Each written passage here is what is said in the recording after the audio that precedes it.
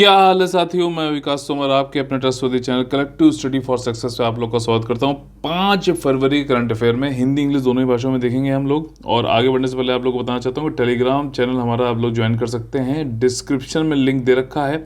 इसमें आपको daily current affair, उसकी PDF, study plan, mains answer writing practice 8 बजे जो है रोज लाइव डाउट डिस्कशन होता है। इसके अलावा बहुत सारी चीज़ें, ठीक, तो आप ज्वाइन कर लीजिएगा इसको, बहुत ज़्यादा जरूरी है। इसके अलावा फिर भी कोई डाउट है 9650347272 पे आप लोग मैसेज कर सकते हैं, व्हाट्सएप कर सकते हैं, टेलीग्राम कर सकते हैं। 5 फरवरी का जो 10 मोस्ट इंपॉर्टेंट टॉपिक्स हैं हमारे यूपीएससी, यूपीपीएससी, बीपीएससी और अदर स्टेट पीसी एग्जामिनेशन के प्रीलिम्स और मेंस में आ सकते हैं, वो हैं ये सारे, जिनको हम लोग देखेंगे विधिवत तरीके से विस्तार से यहाँ पर। Our first topic is from general studies paper 2 international relations. देखिए, बॉर्डर हाट लगाई जा रही हैं कमालपुर और कुमार घाट पे। सिंपल सी बात है, बांग्लादेश, ठीक, जैसे अगर आप इसको ऐसे बनाएं यूं करके और ये ऐसे रफ सा बनाया, बांग्लादेश हो गया, ठीक। यहाँ पे त्रिपुरा है, इसके बॉर्डर पर जो है कमालपुर कुमार घाट पे जो है एक हाट, यानी कि जो है एक जो होती ना छोटी मंडी बाजार, इस टाइप की बाजार लगाई जाएगी। इससे क्या होगा कि व्यापार भी बढ़ेगा दोनों कंट्रीज के बीच में और मैत्रीपूर्ण संबंध भी बढ़ेंगे, यानी कि फ्रेंडली रिलेशनशिप भी बढ़ेंगे।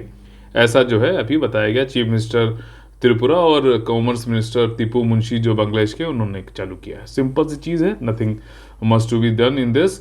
इसमें बस हाँ ये है कि 8 बॉर्डर हाट बनाए जाएंगे, ठीक है, और 2 जो है ऑलरेडी फंक्शनल हैं आपके, कमला सागर और जो है कमला सागर सिपाही जला डिस्ट्रिक्ट और श्रीनगर इन साउथ त्रिपुरा डिस्ट्रिक्ट, ये दोनों चल रहे हैं अभी, ठीक। इसके अलावा जो है कमालपुर जो है इस साल फंक्शन कर देगा। अभी आधारशिला रखी गई है इसकी, कमालपुर और कुमार घाट पे, ठीक। इस तरीके का होगा, दोनों देशों की तरफ से लोग आएंगे, अपना जो है बाजा वजा लगाई जाएगी, ठीक। तो होमवर्क आप लोग के लिए देखिए क्या है कि इंटरनेशनल रिलेशन भी धीरे धीरे खत्म करते चलते हैं। इंटरनेशनल रिलेशन में इंडिया और बांग्लादेश बहुत ज़्यादा इंपॉर्टेंट है। राजीव सिकरी नाम से एक बुक है, ठीक है ना, राजीव सिकरी जी की एक बुक है इंटरनेशनल रिलेशन की, उसको एक बार रीडिंग जरूर लगा लीजिएगा। उसमें कंट्री वाइज दे रखा है, इंडिया बांग्लादेश, इंडिया पाकिस्तान, तो इंडिया बांग्लादेश वाला आप लोग पढ़ सकते हैं, पीडीएफ भी मिल जाएगी, ढूंढना आराम से, ठीक। Our next topic is also from General Studies Paper 2 International Relation, that is Burkina Faso. ये एक कंट्री है अफ्रीका में, ठीक, कंट्री अफ्रीका में। इसका मैपिंग अभी हम लोग देखेंगे। इसमें हम लोग ने पहले पढ़ भी रखा है इसके बारे में कि यहाँ पर जो यहाँ की मिलिट्री है उसने कब्जा कर लिया था भाई साहब अभी पीछे 24 जनवरी को, और खुद की जो है तख्ता पलट करके खुद की सरकार बना ली थी, ठीक। तो ये सैन्य सरकार वहाँ पर आ गई थी, और अभी अफ्रीकन यूनियन एक है वहाँ का, ठीक है ना, अफ्रीकन यूनियन है, 15 मेंबर की पीस एंड सिक्योरिटी परिषद है ये। मतलब कि अफ्रीका में जो है पीस एंड सिक्योरिटी को मेंटेन करने के लिए एक परिषद बनाई गई है। उन्होंने ये कहा था, वोट करके बोला था कि भैया बुर्किना फासो को हम जो भी एक्टिविटीज़ करता है अफ्रीकन यूनियन उससे बाहर कर देंगे, चूंकि वो कॉन्स्टिट्यूशनल ऑर्डर वहाँ पे नहीं चल रहा है, संवैधानिक व्यवस्था वहाँ पे नहीं चल रही। तो सैन्य सरकार बहुत ही चालू निकली, उसने कहा कि अरे रुको रुको रुको रुको, ऐसा नहीं है, ठीक। 15 घंटे के बाद इसमें जो है इन्होंने कुछ ही घंटों के बाद ये अनाउंसमेंट किया सैन्य सरकार ने कि भैया जैसे ही हमने तख्ता पलट किया था उसके बाद हमने एक हेड ऑफ स्टेट बना दिया था, और जो है एक कॉन्स्टिट्यूशन को जो है रिस्टोर कर दिया था। तो हम तो कॉन्स्टिट्यूशन के अनुसार ही काम कर रहे हैं, ठीक। तो ऐसा मत करिए, हमको जो है रहने दीजिए, ठीक। एक तरीके से इसकी भरपाई करी है इनके अफ्रीकन यूनियन के जो है ऑर्डर की, ठीक।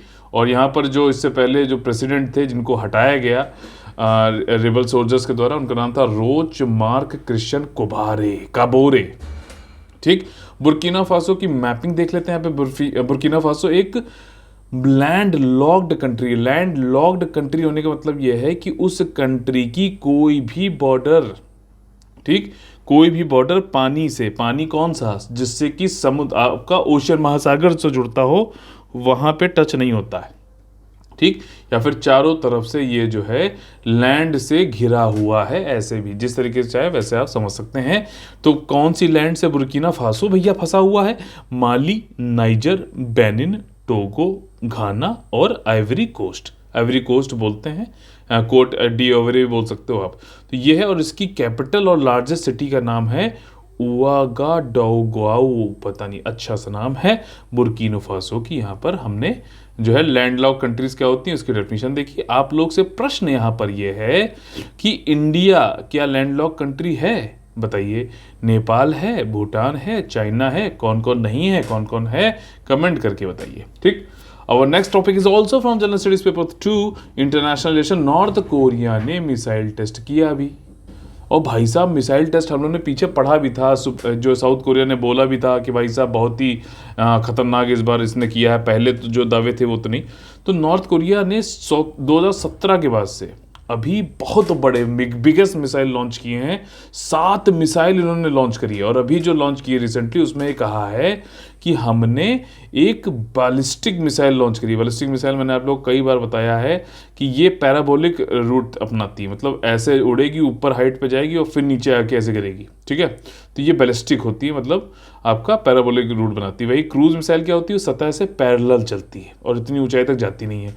और इन्होंने इंटरमीडिएट रेंज बैलिस्टिक मिसाइल अभी टेस्ट करी थी, और जो कि जो प्रशांत महासागर है, पैसिफिक ओशियन है, उसका जो वेस्टर्न पार्ट है वहाँ पे यूएस की एक टेरिटरी है, ठीक, जिसका नाम है गुआम। ठीक है, तो नॉर्दर्न पैसिफिक कमांड जो गुआम है, यूएसए की टेरिटरी है।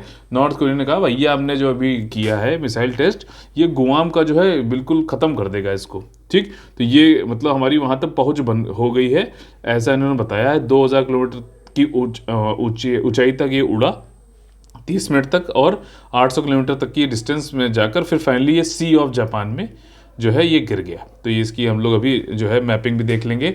और नॉर्थ कोरिया ने वहीं इसका मतलब जनवरी में इसने 7 मिसाइल लॉन्चेस करी हैं। यूएसए, साउथ कोरिया, जापान सब ने इनकी कड़ी निंदा करी है, लेकिन भाई साहब करते ही जा रहे हैं। यूएन भी प्रोहिबिट करता है, प्रतिबंध लगाता है नॉर्थ कोरिया के ऊपर कि बैलिस्टिक और न्यूक्लियर वेपन टेस्ट नहीं करोगे तुम। लेकिन नॉर्थ कोरिया कहता है कि भाई साहब हटो, निकलो, अपन झुकेगा नहीं। तो यहाँ पे ये जितने भी यूएन, और ये यूएन का फेलियर भी है। यूएन का मेन काम जो है वो है पीस एंड सिक्योरिटी। जैसे अभी हम लोगों ने ऊपर पढ़ा ना African Union peace and security council है, वैसे यूएन का मेन ऑब्जेक्टिव ही दुनिया में पीस और सिक्योरिटी बनाए रखने का है। लेकिन देख रहे हो सामने सामने जो है ये इतने छोटे जो है टाइप के जो कंट्री हैं, ठीक है ना, गली गुंडों टाइप के, वो भी जो है उनकी बात नहीं मान रहे हैं। लगातार बैलिस्टिक और न्यूक्लियर वेपन के टेस्ट कर रहे हैं, प्रतिबंध लगे हुए हैं, कोई फर्क नहीं पड़ता भाई साहब। तो ये चीज़ है गुआम की। चलिए यहाँ पर वो देख लेते हैं मैपिंग। पहले तो गुआम है क्या, यूएस की एक टेरिटरी है। ठीक, गुआम में जो लोग पैदा होते हैं वो अमेरिकन सिटीजन्स तो होते हैं, लेकिन अमेरिका के प्रेसिडेंट के इलेक्शन में वोट करने का अधिकार गुआम वालों को नहीं होती है। ये बात समझ में आ जाओ। अच्छा, अमेरिका वैसे भी वहाँ पे डुअल सिटीजनशिप है, एक सिटीजनशिप पूरे यूएसए की होती है और एक सिटीजनशिप उनके जो जिस स्टेट में, कोलोराडो में रह रहे हैं तो कोलोराडो, टेक्सास में रह रहे हैं तो उसकी भी सिटीजनशिप होती है। तो मान लीजिए मैं यूपी का हूँ तो यूपी की मेरे पास अलग से सिटीजनशिप होती है और इंडिया की अलग होती है, ठीक उसी प्रकार से। लेकिन हमारे यहाँ सिंगल सिटीजनशिप का कॉन्सेप्ट चलता है। ये भी एक यूनिटरी फीचर है हमारे फेडरलिज्म की। ठीक है, ध्यान रखना, इंटरलिंक करके पढ़ा करो, बहुत सारी चीज़ें याद रहेंगी। ओशियानिया में ये आपका लार्जेस्ट और सदर्न मोस्ट मैरियाना आइलैंड है। ठीक, देखो जो आपका सदर्न पैसिफिक ओशियन है, प्रशांत महासागर दक्षिण वाला जो है, उसमें कई सारे आइलैंड के ग्रुप हैं, जैसे कि मेलेनेशिया, माइक्रोनेशिया, पॉलिनेशिया।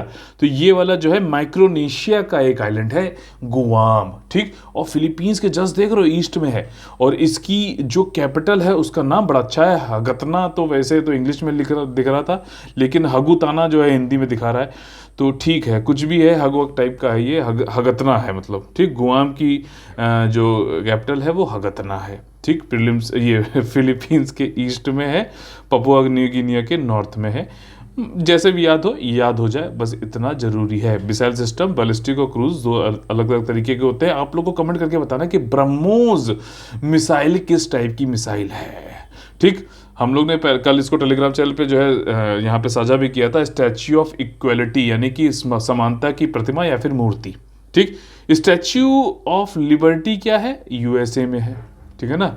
और स्टैच्यू ऑफ यूनिटी क्या है, आपका सरदार वल्लभ भाई पटेल जी की है, जो आपका ये कौन सी नदी है, साबरमती है ना, एक बार कंफर्म करके बताना। स्टैच्यू ऑफ यूनिटी, अब क्या आई है भाई साहब, स्टैच्यू ऑफ इक्वलिटी। तो ये रामानुजाचार्य जी की से संबंधित है, जो कि भक्ति मूवमेंट में आपका वैष्णविज्म के बहुत बड़े प्रवक्ता थे। इनके नाम पे, क्योंकि ये इक्वलिटी के लिए बहुत बातें करते थे, सामाजिक न्याय के लिए बहुत बातें करते थे, समानता के लिए बहुत बातें करते थे, इसलिए इनके लिए स्टैच्यू ऑफ इक्वलिटी 212 फीट करीबन है। इसका अभी जो प्रधानमंत्री जी 5 फरवरी यानी आज जो है हैदराबाद के कुछ देर आउटस्कर्ट्स में जो है इसको अनावरण करेंगे, इसका इनॉग्रेशन करेंगे। ठीक समझ में आ गया। रामानुजम जी कौन थे भाई साहब? पहले तो बात यह है 1017 में इनकी पैदाइश हुई थी, 1000 साल से ज़्यादा इनके हो गए हैं पैदा हुए। मतलब कितने पहले थे, लेकिन विचार देखिए, आज भी समानता की बातें हो रही, तब से ये कर रहे थे। ठीक है ना। तो अच्छा काम करोगे तो सदियां दशकों शताब्दियां तक आपका काम जो है याद रखा जाएगा। श्री परम्बदूर तमिलनाडु में इनकी पैदाइश हुई थी। ऐसे नहीं याद हो रहा तो बताता हूँ, राजीव गांधी जी की जो हत्या करी गई थी वो भी श्री परम्बदूर में ही हुई थी। ठीक है, ऐसे याद रहेगा। रामानुजाचार्य जी की जो है यहाँ पर जन्म हुआ था। और ये वैदिक जो है हमारे ऋग्वेद ये सारे उसके दार्शनिक थे, और आपका सोशल रिफॉर्मर है, समाज सुधारक है। इन्होंने पूरे इंडिया में घूम घूम के इक्वलिटी, समानता और सामाजिक न्याय यानी कि सोशल जस्टिस की जो है बात करते रहते थे। इन्होंने आपका पुनर्जीवित किया भक्ति मूवमेंट को। ठीक, और उन्होंने भक्ति स्कूल ऑफ थॉट की प्रीचिंग बहुत जगह दी। इनसे जो है इंस्पायर हुए कई सारे लोग।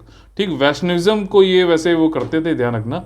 कई सारे लोग इंस्पायर भी हुए, इनसे प्रभावित हुए, प्रेरणा स्रोत मानते थे इनको, जैसे कि अन्नमाचार्य, भक्त रामदास, त्यागराज, कबीर और मीराबाई। ठीक, मीराबाई के दोहे तो आप लोगों ने सुना ही होंगे। ठीक, तो ये चीज़ है। He went on to write 9 scriptures. ठीक, उन्होंने 9 स्क्रिप्चर शास्त्र लिखे, जिसको हम लोग नवरत्नास से भी जानते हैं नाम से। और कई सारी इन्होंने टिप्पणियां भी की वैदिक स्क्रिप्चर्स पे, यानी कि वही ऋग्वेद, यजुर्वेद, इन सब पे। ठीक, स्टैच्यू ऑफ इक्वलिटी क्यों बोला जा रहा है? जैसे पहले बताया भैया, सामाजिक समानता की बात करते थे, हर सेक्शन सब लोग एक हैं। सेंचुरीज एगो मतलब कई जो है सैकड़ों साल पहले भी, 1000 साल हो गए इनको तो पैदा हुआ ही। ठीक, तो इन्होंने कहा था कि टेम्पल भी सबके लिए खुले होने चाहिए, कोई भी कास्ट का हो, कोई भी हो, किसी को रोकना नहीं चाहिए, सबके लिए जो है खुला होना चाहिए टेम्पल का द्वार। और साथ ही साथ इन्होंने एक बहुत बड़ी चीज़ जो है इन्होंने दी हम लोग को, जो हम लोग सुनते रहते हैं मोदी जी के नाम के मुंह से भी, वासुदेव कुटुंबकम, जिसका अर्थ होता है all the universe is one family, सारा ब्रह्मांड एक परिवार है, वासुदेव कुटुंबकम। ठीक, टेम्पल एंट्री मूवमेंट हिस्ट्री में हम लोग के है, ये आप लोग के लिए होमवर्क है। स्पेक्ट्रम में दे रखे हैं कई सारे सामाजिक जो है रिफॉर्म्स हैं, उसमें temple entry movement, Viacom movement है ना। ठीक है ना, ये सारी चीज़ें आप लोग को पढ़नी होंगी, आज होमवर्क है आप लोग का। स्टैच्यू यूनिटी आपको बता दिया, स्टैच्यू ऑफ लिबर्टी बता दिया, स्टैच्यू ऑफ इक्वलिटी भी बता दिया। ठीक है, अगला टॉपिक है general studies paper 3 science and technology, international space station. इसकी फोटो दिखाएं, मौज आएगी। अंतर्राष्ट्रीय अंतरिक्ष स्टेशन देखिए इस तरीके का है। ये भारत के जो है अंतरिक्ष में अर्थ के अंतरिक्ष में लोअर अर्थ ऑर्बिट में घूमता रहता है। ठीक, और यहाँ पे जाके हमारे जो अंतरिक्ष के लोग हैं, मतलब स्पेस क्राफ्ट में, इसमें जाकर अलग अलग प्रकार के जो है एक्सपेरिमेंट किए जाते हैं, ताकि हम जब दूसरे प्लेनेट पे जाएं या फिर अंतरिक्ष में और कहीं भी जाएं, तो हम लोग को स्पेस में रहते हुए कई सारे एक्सपेरिमेंट करने पड़ते हैं। तो यहाँ पे हम लोग करते हैं। 2 दशक से ज़्यादा ये जो है ऑलरेडी वर्क कर चुका है। और अभी नासा ने बताया है कि भाई साहब 2031 के जनवरी में ये काम करना, इसको बंद करवा देंगे हम लोग, और ये साउथ पैसिफिक ओशियन में जाके गिरेगा। ठीक, थोड़ी सी हम हेल्प करेंगे इसकी, ताकि ये जो है अपने जो ऑर्बिट है उससे थोड़ा नीचे आए, और उसके बाद ये फिर खुद से ही जो घूम करते हुए गिरेगा। दक्षिणी प्रशांत सागर में एक जगह का नाम है पॉइंट नीमो। ये किसी भी जमीन क्योंकि ये पानी में गिरेगा प्रशांत महासागर के दक्षिणी हिस्से में, तो किसी भी जमीन से ये जो है 2700 किलोमीटर दूर है। कहीं से भी आप देख लो तो उसको पॉइंट नीमो बोला जाता है। और एक नॉवल पे आधारित है ये वाली जगह का नाम। नॉवल किसने लिखी थी? जूल्स वर्ने ने लिखी थी, 20,000 लीग अंडर द सी। इस पे जो है ये 2700 किलोमीटर दूर है। और जितना भी स्पेस का, अंतरिक्ष का जो है कूड़ा कचरा है, ये सब कुछ ज़्यादातर पॉइंट नीमो में ही डाला जा रहा है, तो इसलिए इसका नाम भी पड़ गया है स्पेस सिमेट्री, यानी कि अंतरिक्ष का कब्रिस्तान। ठीक, अगर पूछ ले भाई साहब अंतरिक्ष का कब्रिस्तान किसे बोला जाता है, तो वो पॉइंट नीमो को बोला जाता है, याद रहेगा अब तो। ठीक, तो ये चीज़ है। और इसको जो है आपका फर्स्ट लोअर पहले तो थोड़ी सी ऊंचाई इसकी कम करी जाएगी और फिर अपना डेसेंट चलाना चालू कर दें, मतलब खुद से आना चालू हो जाता है धीरे धीरे ऐसे ऐसे करते हुए। तो south Pacific ocean uninhabited area, जिसको कि हम पॉइंट नीमो भी जानते हैं। पॉइंट नीमो का दूसरा नाम क्या है? दक्षिण प्रशांत महासागर, कहीं जहाँ पे कोई नहीं रहता उस एरिया में, अनइनहेबिटेड एरिया। ठीक, निर्जन क्षेत्र। ठीक, और ये इसने कई सारे जो है कीर्तिमान भी बनाए हैं, आईएसएस ने कई सारी इसकी उपलब्धियां हैं। जैसे कि भाई साहब जो है 2 दशकों में, ठीक, 2018 में अभी इन्होंने, अब ध्यान से सुन लेना, बस इसको पढ़ लेना, याद कर लेना, नासा ने कोल्ड एटम लैब, नासा की जो कोल्ड एटम लैब है, देखो इंटरनेशनल स्पेस स्टेशन में खाली नासा नहीं है, यहाँ पे रशिया भी है, ठीक है ना, ये रशिया भी है साथ में, नासा भी है। तो नासा की जो कोल्ड एटम लैब है वहाँ, वो ऐसी पहली फैसिलिटी बनी जहाँ पे 5th स्टेट ऑफ मैटर जो है, जिसे हम लोग बोस आइंस्टीन कंडेंसेट भी बोलते हैं, उसको प्रोड्यूस किया गया। ध्यान रहेगा ना, फर्स्ट फैसिलिटी बनी जिसने प्रोड्यूस किया 5th स्टेट ऑफ मैटर। ठीक, 5th स्टेट यानी कि अंतरिक्ष में 5वीं अवस्था, बोस आइंस्टीन कंडेंसेट का नामक पदार्थ का उत्पादन करने वाली पहली सुविधा बन गई थी 2016 में। भाई साहब एक अंतरिक्ष यात्री पहली बार अंतरिक्ष में डीएनए अनुक्रमित यानी कि डीएनए सीक्वेंसिंग करने में सक्षम हुआ था 2016 में। तो ये दोनों उपलब्धियां भी हमें नासा के द्वारा और अंतरिक्ष का जो स्पेस स्टेशन है वहां पर प्राप्त हुई थी। अगला जो हमारा टॉपिक है एनवायरनमेंट से संबंधित है, general studies paper 3, national adaptation fund for climate change. अब देखो इसके नाम में लिखा हुआ है भैया, जलवायु परिवर्तन यानी कि क्लाइमेट चेंज हो रहा है, हमें पता है, तो उसके लिए हमें अपने आप को अनुकूल बनाना है। तो उस अनुकूल बनाने के लिए हमने एक, क्योंकि अनुकूल जो अपने आप को बनाएंगे, कुछ उसमें काम करेंगे, कुछ पेड़ लगाए जाएंगे, कुछ और टेक्नोलॉजी बढ़ाई जाएगी, तो उसके लिए कुछ हमें भाई पैसा तो लगेगा ना, तो फंड देती है गवर्नमेंट। ठीक, और राष्ट्रीय लेवल का है, तो इसको इसी को बोला गया है एडाप्टेशन फंड, नेशनल लेवल का है फॉर क्लाइमेट चेंज। तो क्लाइमेट चेंज से अपने आप को अनुकूल बनाने के लिए जो पैसा जहाँ से मिल रहा है उसको NAFCC बोला जा रहा है। ठीक, और NAFCC को बनाया इसीलिए गया है कि स्टेट और यूनियन टेरिटरी जो हैं उनकी जो अनुकूल, अपने आप को क्लाइमेट चेंज से अनुकूल बनाने वाली जो भी एक्टिविटीज़ हैं इंडिया में, तो उसको सपोर्ट करने के लिए हम पैसा देंगे। ठीक, और इससे जो भी वल्नरेबिलिटी है हमारी, एडवर्स इफेक्ट है क्लाइमेट चेंज से, उससे बचा जा सकेगा। तो इसी में देखिए 30 प्रोजेक्ट अभी 27 स्टेट या फिर यूनियन टेरिटरीज में दिए जा चुके हैं NAFCC के अंतर्गत। 3 स्टेट, केरला, तमिलनाडु, आंध्र प्रदेश। ठीक, तो ये जो 3 स्टेट हैं, केरला आपका, तमिलनाडु आपका जो है, आंध्र प्रदेश, तो इनमें जो है कुछ जो प्रोजेक्ट दिए गए आपका अनुकूल बनाने के लिए, वो ज़्यादातर तटीय क्षेत्र हैं, आपको देख ही रहे हो, कोस्टल स्टेट्स हैं। तो उसमें क्या है भाई साहब, मैनेजमेंट, प्रबंधन हो कोस्टल हैबिटेट का रहने वाली जो जगह है, और वहाँ की जैव विविधता भी बनी रहे, क्लाइमेट चेंज से हम अपने आप को अडाप्ट कर सकें और वहाँ की आजीविका भी सस्टेनेबल रहे। तो इसी में जो है केरला में कौन सा प्रोजेक्ट चलाया गया उसका नाम समझ लेते हैं, यहाँ पर पढ़ लेते हैं। Integrated farming system Kaipad in western wetlands of north Kerala में कायपर्ड नाम का एक जगह है, वहां पे इंटीग्रेटेड फार्मिंग सिस्टम करी जा रही। इंटीग्रेटेड फार्मिंग सिस्टम क्या होता है भाई साहब? IFS और या फिर इंटीग्रेटेड फार्मिंग सिस्टम का मतलब ये होता है कि मान लीजिए आप खेती वेती करते हो खेत में, ठीक है, अपना जो पेड़, आपने जो फसल उसा लगा रखी वो तो है, ये साथ ही साथ आप इंटीग्रेट करो उसको एलाइड सर्विसेज से, जैसे कि मुर्गी पालन कर लो, पशुपालन कर लो, ठीक है ना। और तो ये जो इंटीग्रेशन है इसको इंटीग्रेटेड फार्मिंग सिस्टम बोला जा रहा है। ठीक है, तो ये कायपड़ केरला में हो रहा है। इसके अलावा जो है आपका ये तमिलनाडु में क्या है, गल्फ ऑफ मन्नार जो है, गल्फ ऑफ मन्नार यहाँ पर है। ठीक, तो यहाँ पर लाइवलीहुड और सस्टेनेबल लाइवलीहुड और क्लाइमेट चेंज एडाप्टेशन के लिए यहाँ पे कोस्टल हैबिटेट और बायोडाइवर्सिटी के लिए काम किया जा रहा है। वैसे ही आंध्र प्रदेश में भी डेयरी सेक्टर के लिए में काम हो रहा है, एरिड एरियाज में। ठीक, क्लाइमेट रेजिलियंट जो है इंटरवेंशन किए जा रहे हैं। बहुत सारा पैसा यहाँ पे खर्च हुआ है, देख रहे हो कितना ज़्यादा है। तो ये कितना हो गया, 6 करोड़ हो गया, 6,35,68,108 रुपये। ठीक, तो ये जो है रिलीज़ किया गया अभी आंध्र प्रदेश को NAFCC के अंतर्गत।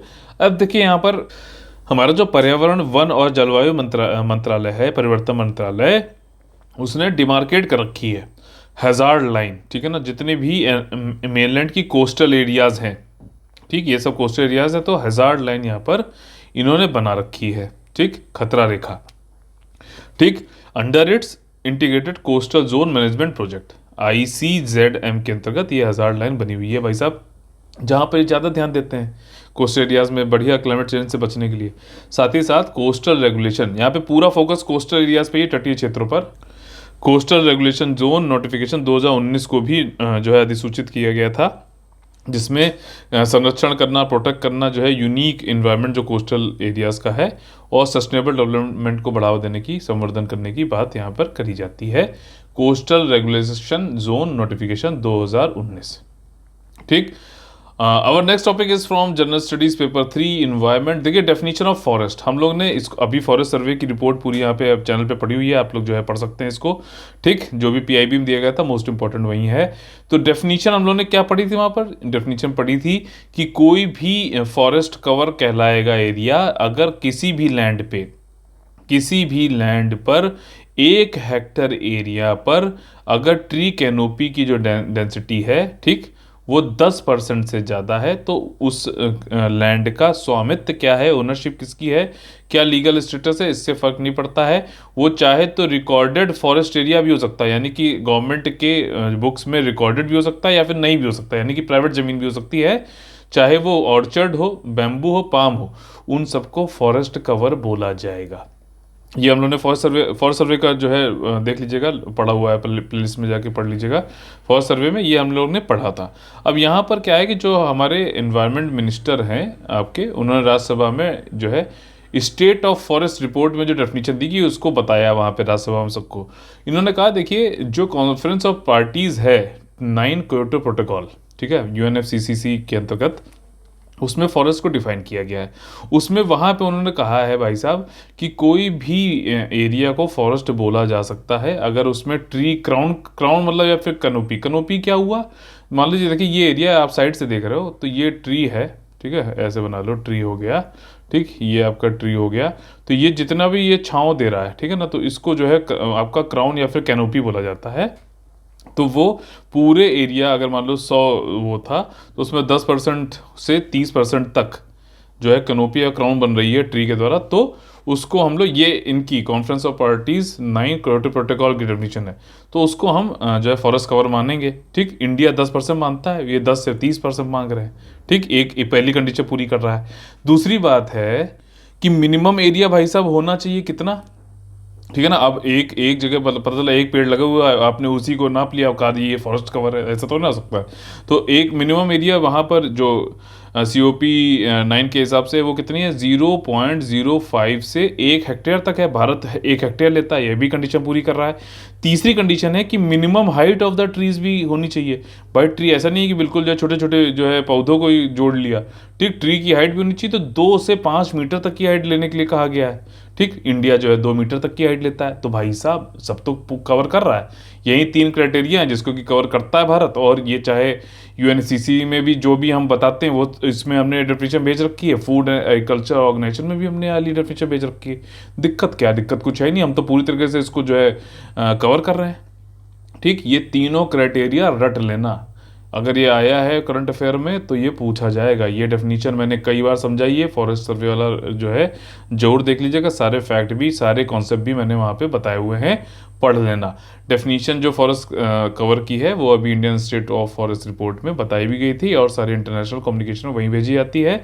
13 जनवरी को आया था भाई साहब, उसमें हमने ये मिनिस्टर जी ने बताया कि हमने इनसाइड रिकॉर्डेड फॉरेस्ट एरिया और आउटसाइड रिकॉर्डेड फॉरेस्ट एरिया भी बताया है। तो बिल्कुल ट्रांसपेरेंसी है, पारदर्शिता है, कोई भी चीज़ हमने गोलमोल करी नहीं है, ठीक। रिकॉर्डेड फॉरेस्ट एरिया क्या होता है भाई साहब, जो भी गवर्नमेंट के दस्तावेजों में रिकॉर्ड किया गया फॉरेस्ट एरिया, उसको रिकॉर्डेड फॉरेस्ट एरिया बोलते हैं, ठीक। और वो गवर्नमेंट का होगा। बाकी जो प्राइवेट भी मान लीजिए 1 हेक्टेयर है, उसमें भी अगर ट्री कवर 10% से ज़्यादा कैनोपी दे रहा है तो उसको भी हम फॉरेस्ट कवर में जोड़ लेंगे, लेकिन वो रिकॉर्डेड फॉरेस्ट एरिया। तो यही डिफरेंस होता है forest cover versus forest area के बीच में, ठीक। इन्होंने यहाँ पर यह भी बताया कि अभी कोई भी ऐसा प्लान नहीं है कि हम फॉरेस्ट कवर और वेरी डेंस फॉरेस्ट की डेफिनेशन में चेंज करें। ठीक, और डेफिनेशन जो फॉरेस्ट कवर की है Indian state of forest report में जो दी गई है वो एकदम ट्रू पिक्चर दिखाती है। ठीक, अनुसार सही तस्वीर का प्रतिनिधित्व करती है, ये उन्होंने बताया यहाँ पर। ठीक, और next topic is from art and culture general studies paper 1, Punaura Dham. Punaura Dham आप लोग को ये इस तरीके से है, आप लोगों ने देखा होगा शायद इसको। पुनौरा धाम में देखो क्या लिखा हुआ है, माँ जानकी जन्म स्थली। तो यहाँ पे जो सीता मैया थी उनका जो जन्म स्थान है वो पुनौरा धाम में, और ये भाई साहब बिहार में है। बिहार में सीतामढ़ी डिस्ट्रिक्ट जो है उससे 5 किलोमीटर पश्चिम में पड़ता है पुनौरा विलेज। वहाँ पर जो सीता मैया है, गॉडेस सीता का बर्थ प्लेस है, और 10 एकड़ की ज़मीन है यहाँ पर। अब इसको जो है बिहार गवर्नमेंट ने पुनौरा धाम को रामायण सर्किट जो कि स्वदेश दर्शन स्कीम के अंतर्गत आता है उसमें जोड़ लिया है। ठीक बात है। और इसी के साथ साथ कुछ दिन पहले पुनौरा धाम को प्रसाद स्कीम जो मिनिस्ट्री ऑफ टूरिज्म की है उसमें भी जोड़ लिया गया था। तो आपको एक चीज़ समझ में आई, टूरिज्म सर्किट किसके अंतर्गत आते हैं? कई सारे हैं, रामायण है, बुद्धिस्ट है, जैनिज्म सर्किट है। ठीक, और ये स्वदेश दर्शन स्कीम के अंतर्गत आते हैं। वेबसाइट पे जाना, सारे एक साथ दिखाए हुए हैं। दूसरा प्रसाद स्कीम है, ये भी आपका टूरिज्म मिनिस्ट्री के अंतर्गत ही आता है, उसमें भी पुनौरा धाम दोनों में जोड़ लिया गया है। एक और स्कीम है हृदय स्कीम, लेकिन भाई साहब ये स्कीम आपका ministry of housing and urban affairs के अंतर्गत आती है, टूरिज्म मिनिस्ट्री के अंतर्गत नहीं आती है। अगला टॉपिक जो है एनवायरनमेंट से ही संबंधित है, रिवर सिटीज अलायंस। इसमें मिनिस्टर जो है जल शक्ति को उन्होंने इन्फॉर्म किया लोकसभा को रिवर सिटी अलायंस के लिए से संबंधित। ये क्या है भाई साहब? एक अलायंस है ऐसी सिटीज़ का जो कि रिवर्स पे स्थित हैं और उनके बीच में अलायंस है, तो वो लोग आपस में बातें करते हैं भाई साहब कि क्या बेस्ट प्रैक्टिसेस हैं, क्या इनोवेशन है, क्या सोल्यूशन हम लोग निकाल सकते हैं, क्या प्रॉब्लम्स है उसका क्या सोल्यूशन हो सकता है, हम किस तरीके से स्थायी या फिर सतत जो है प्रबंधन करें। ठीक है ना, जो भी हमारी सिटीज़ हैं रिवर के किनारे पे हैं, सब आपस में बातचीत करो, काम आगे बढ़ाओ, बढ़िया है, और सस्टेनेबल डेवलपमेंट करो। तो ये चीज़ है। अब इस रिवर सिटी अलायंस में शुरुआत जो भाई साहब जो है वो 30 सिटी ने करी थी। देहरादून हो गया, ऋषिकेश, हरिद्वार, कौन सी गंगा रिवर हो गई, श्रीनगर। ये श्रीनगर जो है कौन सा है बताइए? ठीक, तो ये चीज़ उत्तराखंड वाला है कि जम्मू कश्मीर वाला है? वाराणसी, कानपुर, प्रयागराज, तो ये सारी जगह, हावड़ा, ठीक है ना। तो ये सब जो है जगह हैं, सिटीज़ जो हैं, इनसे रिवर टच है, रिवर के थ्रू बने हुए ये सिटी टच है एक तरीके से। 30 शुरुआत में थी, अब ये सभी रिवर सिटीज़ को इसके अंतर्गत जोड़ा जा सकता है, कोई भी आके ज्वाइन कर सकता है। और स्टेट गवर्नमेंट जो है इम्प्लीमेंट करती है एक्शन प्लान कि ये रिस्टोर कर सके वाटर क्वालिटी की, जो वाटर की क्वालिटी है। मान लीजिए ये शहर है, इससे ये रिवर होते हुए जा रही है, ठीक, तो इस रिवर में की गुणवत्ता बनी रहे, पॉल्यूशन ना हो, इसके लिए स्टेट गवर्नमेंट एक्शन प्लान बनाती है। अच्छी बात है। इम्प्लीमेंटेशन जो किया जाता है, मॉनिटर उसको लगातार जो है निगरानी रखी जाती है। स्टेट लेवल पे देखें तो वहाँ के चीफ सेक्रेटरी इसकी निगरानी रखते हैं। सेंट्रल लेवल पे देखें तो एक सेंट्रल मॉनिटरिंग कमेटी होती है, उसमें जो chairman under the chairmanship of the secretary of ministry of जल शक्ति, तो वो वहाँ पे निगरानी करते हैं। बात खत्म। ठीक, समझ में आ गई रिवर सिटी अलायंस क्या चीज़ है। ये चीज़ इसमें देखिए करना ये होगा कि बेकार से कौन कौन सी ये जो 30 सिटी इनिशियल है, कम से कम इन ये कौन कौन सी रिवर इनसे टच हो रही है, ये चीज़ आप लोगों को पता होना चाहिए। Our last and the but not the least topic for today is from science and technology general studies 3। देखिए इसमें चंद्रयान 3 की बात हो रही है। चंद्रयान 3 की बात हो रही है। अब देखो इसरो जो है, चंद्रयान 1 तो हम लोग गए थे बट उसमें सिर्फ ऑर्बिटर था। चंद्रयान 2 में हम लोग ने क्या है, ऑर्बिटर भी था, लैंडर भी था, रोवर भी था, लेकिन हम सॉफ्ट लैंडिंग नहीं कर पाए थे। ठीक है ना, मून के ऊपर ऑर्बिट में करते हुए फिर जब हम धीरे धीरे जा रहे थे मून की तरफ तो हम सॉफ्ट लैंडिंग नहीं कर पाए थे। सॉफ्ट लैंडिंग ये होता है कि भाई साहब एकदम जाके धड़ाम से गिर गया और वो टूट गया। यही हुआ था आखिरी वक्त में, क्योंकि सॉफ्टवेयर में कुछ गड़बड़ी आ गई थी, हमारे सॉफ्ट लैंडिंग गाइडेंस जो सॉफ्टवेयर था उसमें गड़बड़ी आ गई थी। बट हम चाहते थे कि धीरे धीरे जो है उसमें क्या होता है कि हम उल्टा इसमें से यहाँ पे रॉकेट जैसे उड़ता ना हमारा, तो वैसे जो है कुछ छोड़ेंगे तो ये इधर तरफ पुश करेगा और ये बल्कि आ इधर रहा है, तो धीरे धीरे क्या होता है कि धीरे से सॉफ्ट लैंडिंग कर जाता है और टूट फूट नहीं होती है। तो ये नहीं कर पाए थे हम चंद्रयान 2 में, और तभी हमने कहा था कि भाई साहब कोई दिक्कत नहीं है, हम चंद्रयान 3 करेंगे। हमने कई सारी चीज़ें इससे सीखी हैं। देखो हमेशा लाइफ में एक फंड रखना चाहिए, मैं कभी हारता नहीं, मैं या तो जीतता हूँ या सीखता हूँ, सीधी सी बात है। जो बंदा जो हार तो तब होती है ना जब आप ट्राई करना छोड़ दो। अगर आप सीख रहे हो तो आप जीत रहे हो, सीधी सी बात है। तो यही चंद्रयान में 2 में सीखा, उन्होंने कहा हमने सीखी, जो गलतियाँ इससे हुई थी उससे सीखा हमने, और चंद्रयान 3 में हम फिर से करेंगे, सॉफ्ट लैंडिंग ये सब करेंगे। तो ये इस बार जो है भी इसमें ऑर्बिटर नहीं होगा, लैंडर और रोवर होगा चंद्रयान 3 में। और अगस्त 2022 में इसको जो है लॉन्च किया जाएगा। इस साल भाई साहब बहुत सारी तगड़ी तगड़ी लॉन्चेस होनी है 2022 के साल में। जैसे कि इसरो के द्वारा जो है गगनयान को लॉन्च किया जाएगा, आदित्य 16 मिशन को लॉन्च किया जाएगा। कौन सी लोकेशन पे? L1 लोकेशन पर। ये लैग्रांज जो है लोकेशंस होती हैं। पढ़ा है कि नहीं पढ़ा है? नहीं पढ़ा बताना, टेलीग्राम चैनल पे बता दूंगा इसको। ठीक। और 19 मिशन दिसंबर तक लॉन्च करने हैं। इसरो के नए चेयरमैन अभी बने, उनका क्या नाम है बताइए? ठीक। इसरो के नए चेयरमैन और जो है अभी बने हैं। ठीक। ये थोड़ा सा एक ग्राफिक यहाँ पे दे रखा है। और इसी के साथ हम लोग आज का सेशन खत्म होता है। अगर आप लोग पसंद आए तो प्लीज़ लाइक का बटन तोड़िए, ज़्यादा से ज़्यादा लोगों को जोड़िए। अच्छे से अच्छा कंटेंट आप लोग को यहाँ पे मिल रहा है। एजुकेशन का जो मिशन है कि लोग सबके पास बेहतरीन क्वालिटी वाला कंटेंट पहुँचे, ना कि कंटेंट की बौछार किया जाए जिसमें कि वो लोग कंफ्यूज होकर कुछ कर नहीं पाते। ठीक। तो चलिए कल फिर से मुलाकात होगी सुबह 6 बजे। तक के लिए आप लोग से लेते हैं अलविदा। जय हिंद, जय Bharat, all the very best. Vande Vande Mataram.